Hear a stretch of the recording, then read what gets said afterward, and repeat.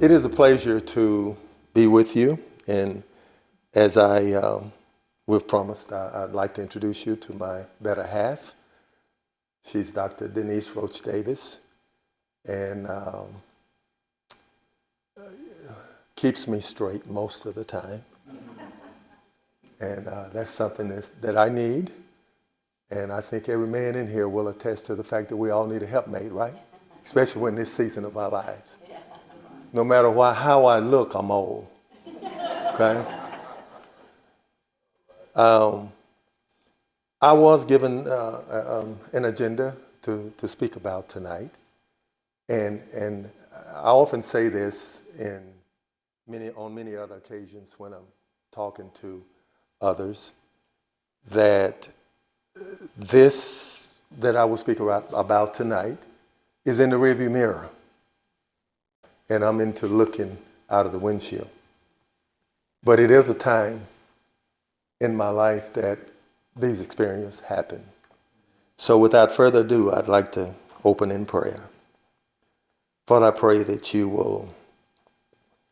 the words that I speak tonight will be received as enlightening and above all truthful and pleasing to you.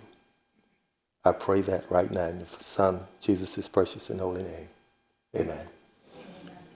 Okay, so as she told you, I did grow up in a very small town about 90 miles south of the Metroplex, Fairfield, Texas. And I must say that my childhood was one of fun and fellowship with a lot of other siblings. I'm the seventh of 11 kids. Now, don't ask me how my mother fed us and clothed us and did all that. I don't know, but they did. And also, at the same time, managed to instill in us respect for others, a work ethic, and also how to stay out of trouble. All of the things not to do if you want to live a life and not get in trouble. I'd like to acknowledge that I do have a couple of former UNT classmates here tonight. Well, schoolmates. They were at UNT at the same time I was. You all like to stand? No? Okay. Yeah. So, thank you. Thank you so much. And those teachings that I received during that time is what enabled me to endure and prepare myself for when I left home. And when I left, first place I attended the college that I attended was UNT, North Texas State University at the time. And I had been briefed by my parents on things to do and things not to do. And every time I thought about doing one of those things or some of those things that I was told not to do, I'd always hear my parents' voice in the background. That is gone today from our youth. And that's why so many, among a lot of other reasons, make a lot of mistakes. But when I enrolled at UNT, I was not prepared for the environment in which I was thrust in. I think my graduating class had about 35 or 40 kids in. And so I go from May to September being in a class with 400 others. And no particular nurturing at that time as to how to survive. I had to figure it out myself. And that's not the university's fault. I mean, that's just one of those things that I was thrust into that situation. And then being a student athlete, that put even more pressure on you. First of all, you got to stay in school to play. You got to stay eligible to be able to play basketball. And at that time, I never heard of tutorials or anything like that. And it was difficult to make that adjustment because I had gotten no direction on that, in that area. Did I finish introducing you? I think you did, David. That's good enough? Okay. Okay. I want to hear a little bit about Dr. What. I'm fascinated with your wife. Let's hear about it. Oh, she's had, tell her what doctorate you have. She's, I'm a retired educator, so I was in administration and supervision. Wonderful. for Where 40. did you spend your time teaching and educating? The majority, 20 years in Florida, and then when he encouraged me to move here, a few years over in Fort Worth, and then we moved to Cedar Hills. So maybe the last 20 years in Cedar Hill. Excellent. And I will say that she was a phenomenal, committed educator and had success at every school that she worked at. So that was a blessing for the kids. Okay, sorry. Okay, UNT. So when I arrived there, I just told you a little bit about the school setting. But I'm armed with the things that I need to do in my upbringing in order to be successful in life, no matter where I landed. But it was still a tremendous challenge. First of all, at that time, we could not live in the dormitories. And we had to live off campus. So now, when you say we, you specify which we? Oh, African Americans, I'm sorry. African Americans could not live in the dormitory. Now, one shout out for UNT, we couldn't even go to school at a lot of the other institutions. So I have to give North Texas a lot of credit for that. Giving athletes with talent that you got to develop, but talent that might be able to take you other places, and I'll get to that later. Whereas, all of the Southwest Conference schools, there were not many schools a person of color could attend. UTEP was one, Pan American, a few smaller colleges like Abilene Christian, Hardin-Simmons. I had scholarships offers to all of those schools. And but the challenge of the constraints that we had, there was not anybody really to talk us through that, to help you, so you got to figure it out on your own. Jerry Ellison came along. He's a little younger, so we opened the doors for him. It was a lot better when he came. But I think about that time in my life, and what it was actually doing was preparing me for this season in my life, that I can speak to others truthfully about issues that sometimes we can't do anything about. Other times, you might be able to if you go about it the right way as it pertains to race. So my ambitions were, when I went to school, when I arrived there, I really can't pinpoint where this came from, but I knew I wanted to finish. I knew that. I didn't come here just to play basketball. And that was actually more important to me than playing basketball, was to be able to get a degree when I leave there, to have a degree when I left there. But then the athletic part was important also. So I'd say that was second. And then the work ethic that I developed, I guess I already had it when I got there, but I intensified it when I did get there, where I did a lot of other things to be a better athlete on my own without the coaches telling me. We had an 18-hole golf course that was across the freeway. The football stadium is over there now, that I can recall going over there and running that golf course. And then leave the golf course and I'd come and run the stands at Fouts Field. All of the stands in the stadium. Nobody told me to do that. It's just that I wanted to be better at what I came there to do, and that was to play basketball. I spoke with you about the housing issue. We could eat. We did eat on campus. They had a set of a dormitory there for men and women called the quads, and they had a. Of course, you lived in McConnell. Chilton had the best food, right? Chilton Hall. That's what I was told. I never got to eat there, but I was told Chilton Hall had the best food.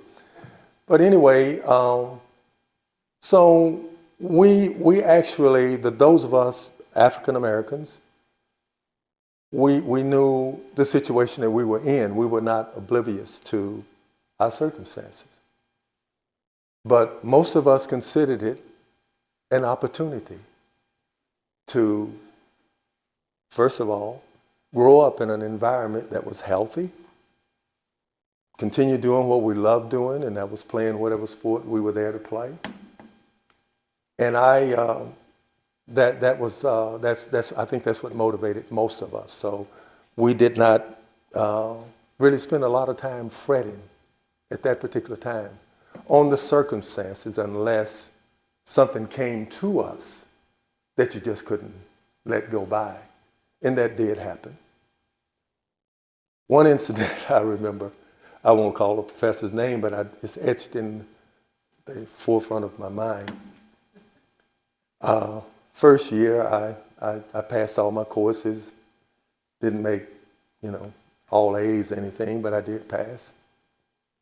And my sophomore year, at the beginning of the year, I said, I want to make nothing less than a B this semester. And so I was an education major, biology minor. And so I was taking this biology class. And the first test that we had, I actually made a 73, but I thought I made 90, above 90. That's what I thought, because I went over it with the guy that I had studied with, and we said, what did you put down for this answer? What did you put for this answer? And then when the professor posted the grades outside of the classroom, Monday, Wednesday, Friday class, I saw I had a 73. So I waited outside the classroom for the professor to come that day to teach the class. And I asked him if I might speak with him for a moment. And he said, yeah, what do you need? I said, well, I thought I made much better on my test than what I made. He said, what did you make? I said, I made a 73. He looked at me and he said, that's pretty good for you. Okay, I'm not going to go into a lot of that, but I'm just saying, can you imagine saying that to a person that's on fire to do better, that want to be successful, and someone say that to you, and I had no answer for it. I just dropped my head. He went into class. I went in behind him. He started teaching the class. So just those things were things that were obvious. And there are others I'm not going to go into, but those were the times that we were living in at that particular time. And we still found a way to have fun, meet new friends, and stay together. Survive the situation that we are dealing with. So, housing for the other athletes, for the older athletes, were much more hideous than they were for us because they lived in what we call shack town. And here's the dilemma with those guys. They didn't have any cars. So they had to walk to school. It's about 1.5 miles, 2 miles from the campus to shack town. And then North Texas is a big campus, so then you got to walk. Once you get to the campus, you got to go to your classroom. to whatever building that you having a class in. And then I thought about this much later in life. Once you get there, you can't go back and take a nap during the day. You got to stay there all day. Because you got football practice, basketball practice, or track that evening. So you got to stay there all day. Now, here's the other thing. These were the best athletes on the team. In spite of that. I wonder how much better could they have been if they had been able to go during the day, take a deep breath, relax. Sometimes there were a couple of hours or two between classes. But because they had football practice, and then the most important thing is you eat there also. So you got your lunch, and then you got your last meal in the evening that you have to stay for. So I don't know how to, that would have been difficult for me. But those were the times, during that time, that we experienced. And again, I look at it as really giving me a self-worth that lives within me today.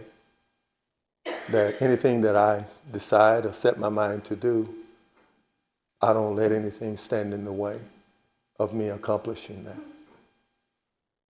And I think a lot of other guys, if they were up here speaking, they would say the same thing. I'll talk to you in a minute about some of the guys that endured this type of thing and what happened to them later on.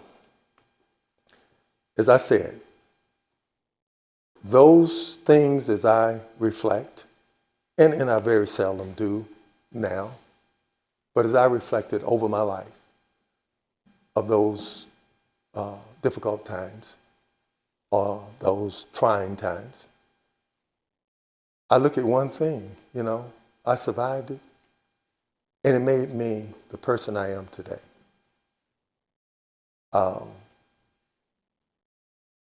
It gave me a new sense of purpose for my life, and certainly gave me the inspiration that anything that I set my mind to, I'm capable of doing. So I'm grateful for that. Upon graduating from UNT, I was drafted in the NBA by the Chicago Bulls, and the ABA, which was a league that had just started the year before, by a team in Kentucky called the Kentucky Colonels. Ultimately, I ended up playing here in Dallas for a team that was called the Dallas Chaparrals. They're currently the San Antonio Spurs. And this is a pop-up that you won't read on the internet today. But the game that you watch, the NBA game you watch today, we invented it. And I'll explain. When the ABA was started, there was no more set offenses where you got to pass the ball 10 times before you shoot, because the guys that didn't have any place to play prior to the ABA, the Julius Irvins, Moses Malones, I don't know if you're a basketball fan, you might remember some of those names. These guys, if you were in their way, they just jump over you. so that's the game that you see today is the game that the ABA invented, beginning in 1967. And of course, we made meal money back then. They make in a second what we made in a whole year. That's not an issue with me. It's the sign of the times, And my wife and I just left All-Star weekend last week in Salt Lake City. And, it's just amazing to see the older guys there and see the younger guys and just look at the older guys that, for some of them, life is challenging right now because we didn't make any money. But we also had the opportunity to use that platform to build a resume where we could do a lot of other things. And that's what I've focused on. And I'll talk to you a little bit about that in a second. So all of those things I'm grateful for. There's no doubt in my mind, I don't think I would have met my lovely wife had I don't even know if I'd be alive. If I had continued, on the path that I thought I should be on during that time.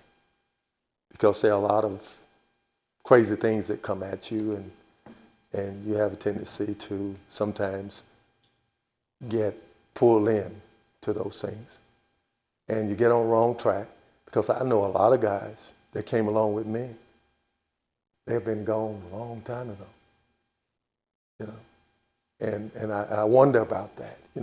I don't think that I would have ever gotten into drugs. I don't think I would have ever gotten into alcohol, anything like that. But there are so many other traps out there in life that can get you on the wrong path in a way that you never recover. So those are things that I'm grateful for. And I'm grateful that God was ordering my steps and not me. What I wanted, he said no. And he has the final say. And if you're obedient, he comes back later in life and he shows us who was ordering our steps at that time. I'm living that right now. I'm living that right now. So I'm grateful for that. I have a tendency sometimes to be a follower. My wife, just following her. We leave Utah and go to Alaska in the wintertime.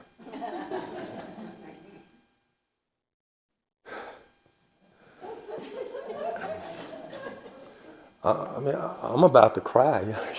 You guys weren't there. You just don't know. But anyway, she wanted to see the Northern Lights.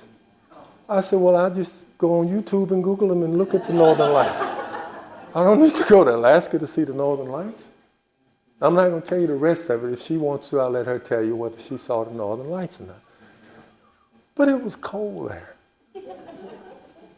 I'm talking about real cold. And nothing but snow everywhere you go. They drive on ice up there every day. Every day. And then I didn't find out about the trip until 2 or 3 weeks before the trip was going to happen. She said, well, we're going to be staying. I said, we? I said, I'm going?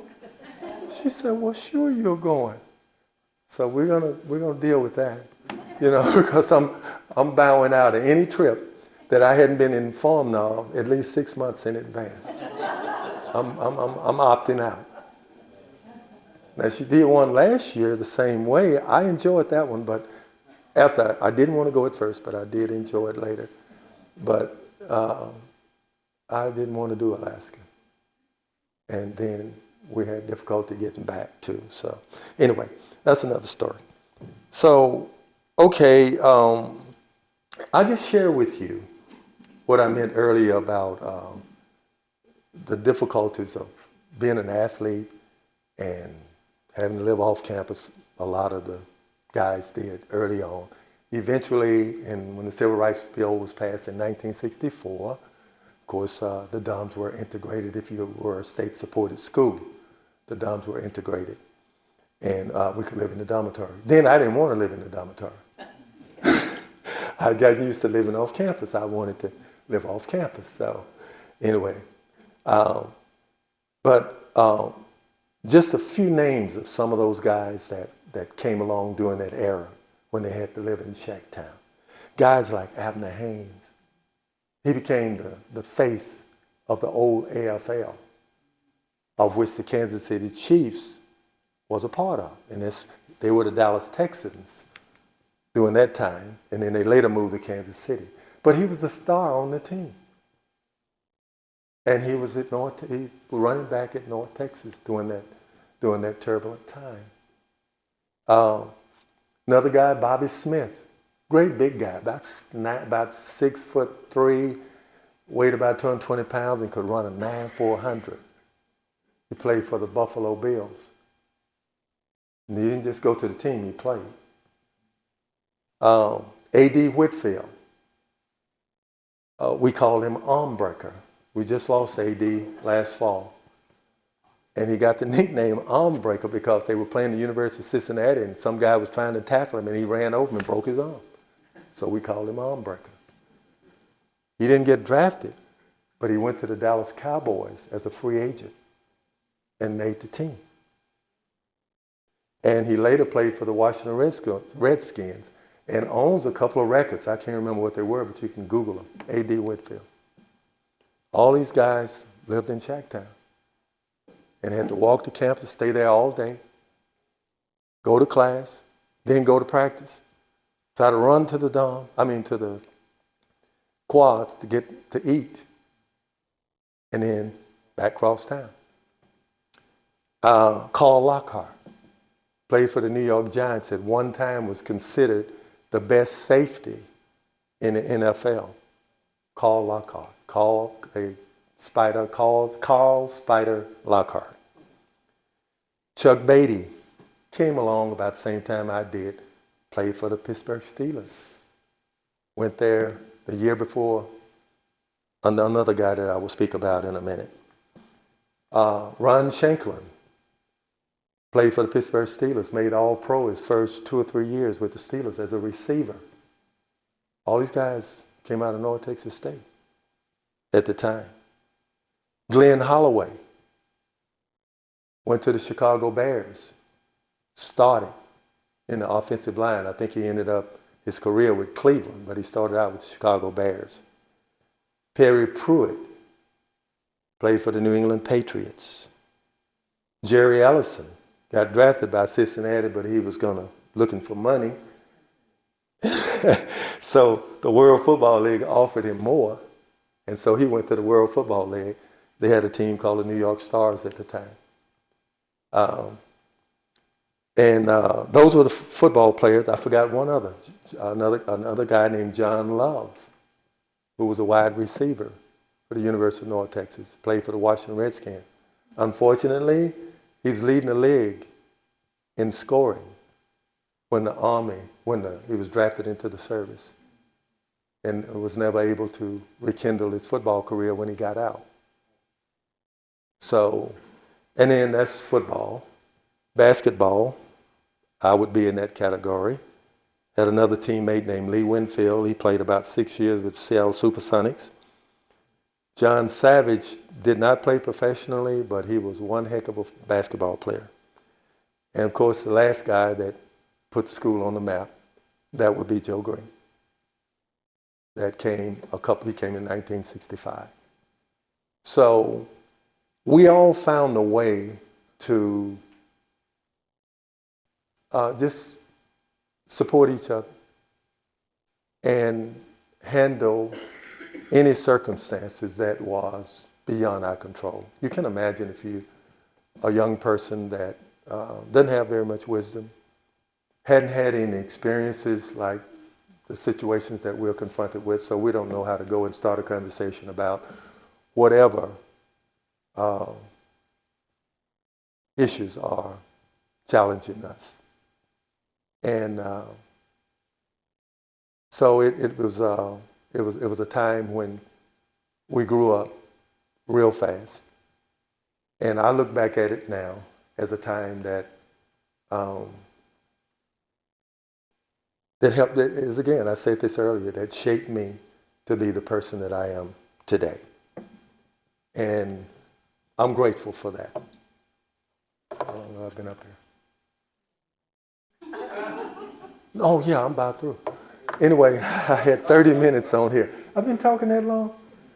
Anyway, so, North Texas, University of North Texas has come a long way.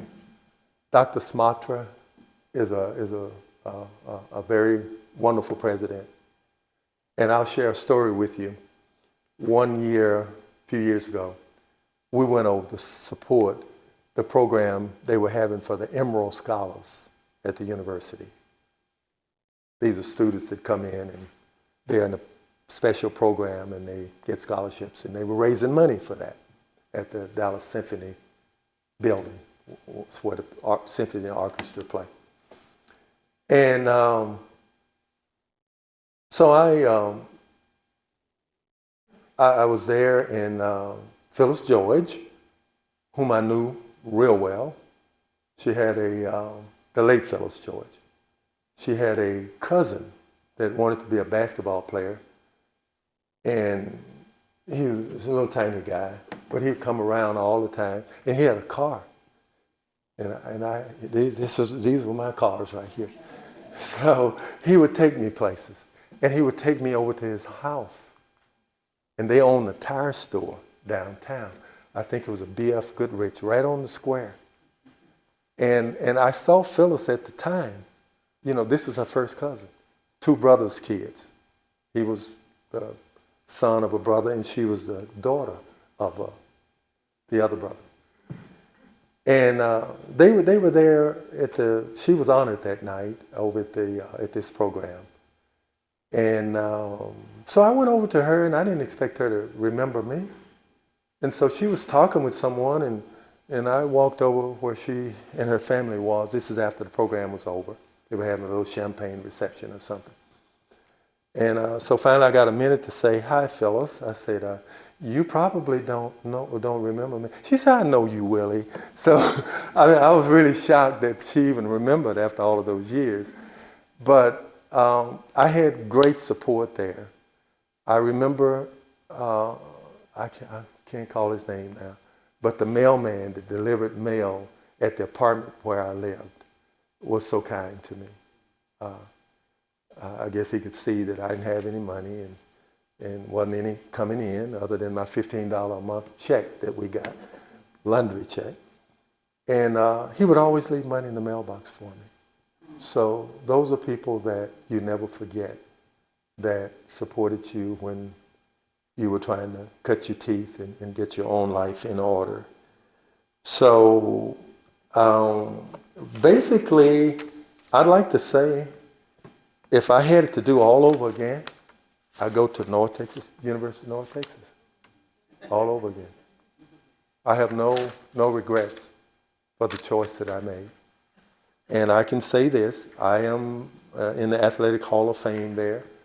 And I mean, sometimes it's kind of embarrassing. I'm treated with royalty when I go back.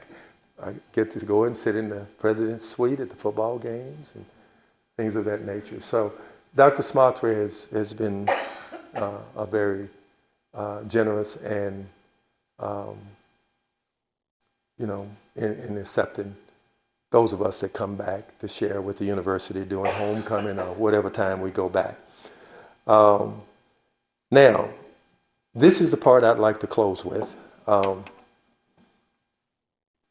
As I said earlier, many times we don't know what God's plans are for us, because in my situation early on, I really wasn't seeking Him closely enough to hear and see what He had for me. I'm going to probably be embarrassed when I get to heaven and He shows me all these things He had for me. But I missed them because I didn't have my eyes on Him. So I'm conscientious of that as I live out my life here on earth. And so this platform that He gave me, someone mentioned the NBRPA, which is the National Basketball Retired Players Association, which is made up of guys that played in the NBA, ABA, and they've even included the Harlem Globetrotters. And we have a chapter in Dallas. We have 13 or 14 chapters in 13 or 14 NBA cities. And the opportunity came for me to, the chapter was not going well. And the guy that was president at the time decided that he didn't want to do it anymore. He's just going to quit in the middle of the year. And so I tried to encourage him to stay on, and he said, "No, I'm through." So immediately I saw it as an opportunity to serve others, using the platform to serve other people. And it was rough slaying in the beginning, but I made the best decision that I made is I actually developed an advisory board of about 9 men that have been phenomenal in helping us to navigate the landscape of downtown Dallas and other areas. In other words, they know people that I don't know. And we have to raise all of the money that we use to serve others. We have to raise the money. Our largest event thus far, and it started 3 years ago, is our golf tournament. We have a golf tournament it'll be in June. We've had it in May, then last year June. This year we'll have it again in June. And some of the partnerships that we have to serve others, especially our youth, and those of you that really are interested in indoctrinating yourself on how we can better serve our youth, is support something that actually caters to them. Our youth today, many of them, have no clue of what they want to do once they finish high school. No clue. We have workshops, and I'm speaking, and I retired from Fort Worth Independent School District. I worked there 19 years in different capacities. And so that's what inspired me in knowing how unprepared most of these kids are. So many of our kids, not all of them, are that, graduate from high school and then don't know what they're going to do next. Well, they're going to do something sooner than later. And if they don't have anything to work with, it might not be the right thing to do. And so what I saw was an opportunity to serve them. And so we actually have a partnership with the Tarrant County Boys and Girls Club, where we go in using basketball as a hook to get the kids there. Now they'll come running if you say, hey, we're going to have a basketball clinic. But if you don't teach them anything, when they leave, they leave the same way they came in. But we're making it where they have to go to the classroom. And I've hired a guy, partnered with a guy that has a wonderful educational component where we go in, we do an assessment of the kids to help them to know what their strengths are. And then we go from there after we talk about that, let them talk about that among themselves. We go into teaching them how to do an elevated speech. Most kids have no idea how to introduce themselves to anybody. A lot of kids that we're working with. And if you don't come from a home environment where that's being taught, you're not going to get that. We talk to them about ACT, SAT. They have, they have,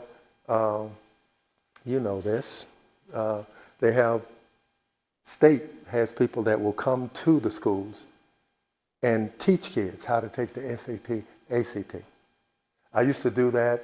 I worked at a high school for, last 16 years. Not actually at the school itself. I was an area advisor where I was over all of the schools in that particular pyramid. But I still had interactions with all of the kids.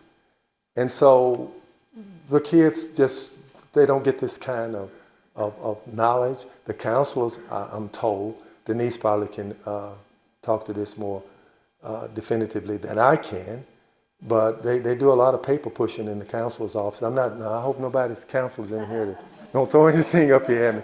But the kids need to be told, have you had I'd go in the hallway and I'd say, you see a ninth grader come in and you kind of watch them grow as they go through school, meander through high school. And you pick out kids that look like they might be candidates to continue their education. They get to class on time. They're doing most of the things that they're told to do. And so I would ask them, what are you going to do when you finish school? I don't know.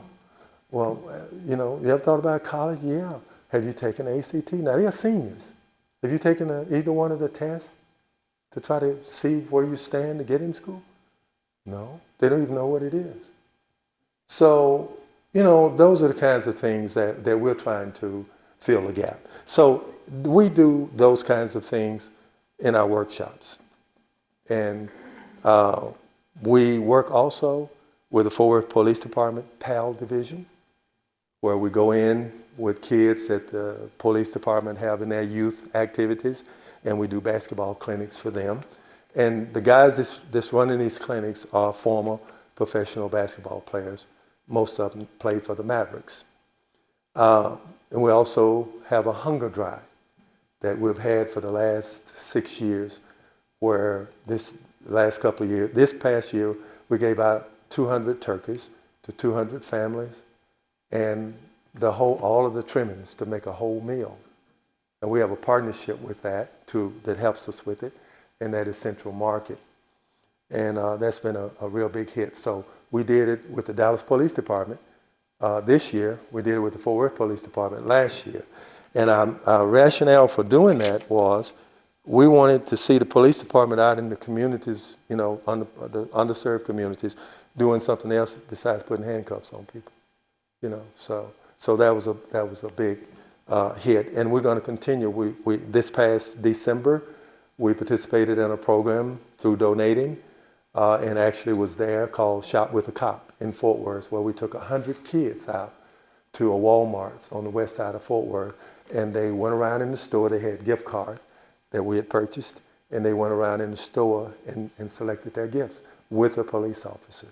So it's publicity, good publicity for the police department, and also it gets the kids looking at the police officers in a different light, rather than just somebody that's going to come and lock you up. And we all know what's going on in the world today with the police in many instances, not all instances. And I'm one of the first ones to tell kids, you need the police. Trust me, we need the police. So we got to find a way, and that's one of my goals, is to try to help the police be seen in a different light out in the community. Because a lot of this rhetoric that the kids get, they don't even know why they look at police in a negative way. Don't want to, obey what they say do, and things of that nature. So those are the areas that we're trying to support our communities in. Before the pandemic, we took a group of kids, 120 kids.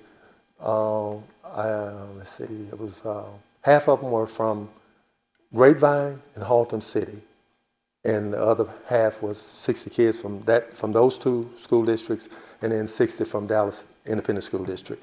And we took them to the Johnson Space Center for 3 days, and that was a wonderful experience for me, and also for the kids to go there and learn about the space industry and see kind of what astronauts do when they're training for a mission. And so since the pandemic, we hadn't been able to get that we hadn't been able to do that again. American Airlines partnered with us on that. We can't do a whole bunch without partners because it takes money to do all this stuff. This year, our golf tournament will be, benefiting, and by last year, our golf tournament, part of the proceeds benefited the Tribute to Valor Foundation, which is made up of the now 70 men that have received the Congressional Medal of Honor from the President of the United States of America. This year, most of you probably might have seen this guy when he was on TV, sports, he was on Channel 5. Scott Murray, he has a scholarship fund that he's taken over. And so his scholarship fund is going to be one of the major events that we're going to sponsor from some of the proceeds from our golf tournament this year. So those are things that we're doing. And I'm going to ask this of you. I'm just like, now, preacher get up and preach a nice sermon. He's going to ask you for something, right? But I'm not begging. I'm just saying, some of you might know a business. You might have someone in the business world that you know donates to worthy charitable organization. So if they want to come out and play in the golf tournament, we'll have a number of former Cowboy players there. We'll have former NBA guys that played in the NBA, hockey. It's on the deck that I'm going to leave with you. So if you would be generous enough and you want to support us in that area to help us help the everybody that we're attempting to serve, I would be greatly appreciative. And if it's no more than just passing it out to somebody that might want to come play a round of golf on that particular day. So, that's it for me. I really appreciate you all's, listening, and I hope that I've, enlightened you on some things that perhaps maybe, you can't do anything about them, but, you know about them.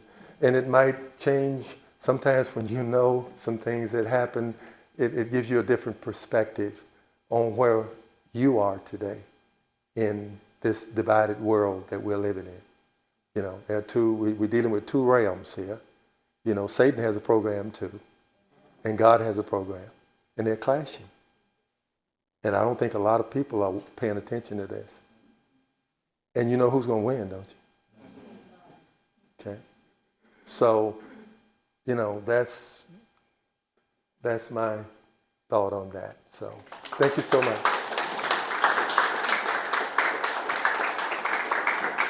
I'm sure we might have a few questions. Willie, Yes? at a PE class in North Texas, Uh-huh. Pete Shins is a teacher. Yes, sir. He was so old, he taught LBJ, Southwest Texas State. Uh-huh. In that class was Glenn Holloway and Fred Washington. Uh-huh. What happened to Fred? Fred was in an automobile accident a number of years ago. He was moving from somewhere back to his hometown, I think down Marlin or somewhere like that. And he was pulling a trailer. And the trailer came loose from the vehicle that he was pulling it with and ran over him and killed him. Did Fred play professional football? No, I don't think. He got drafted. Yes, he did. Did he play? He had a son that played at TCU and played in the, who did he play for? You know Fred Washington? He had a son that played at TCU and played in the league for a long time. Fred was a tackle at UNT. Yeah. Oh, He played with Holloway and all the rest of them. yeah. Oh, yeah. Yeah. I forgot him. I forgot Fred. Yeah. Any Yeah. other questions? Yeah. You weren't playing basketball up against him. No, ma'am. Yeah. Thank you guys so much. Well, thank you. Any other questions? Did any of your other siblings, were any of them athletes too? Any of them as tall as you? No, I have a brother that's 6'4", and he did not play sports. And well, I'm the only one that came out on the, sports side in my family. Yeah. Well, I'm the oldest Yeah. of 6, and I thought that was a lot of kids. Yeah, yeah. Well, fortunate for us that we were spaced out almost exactly 2 years apart. So it was only about 6 of us ever at home at the same time. Yeah. Well, listen, that was delightful. Thank you. Thank you. Thank you.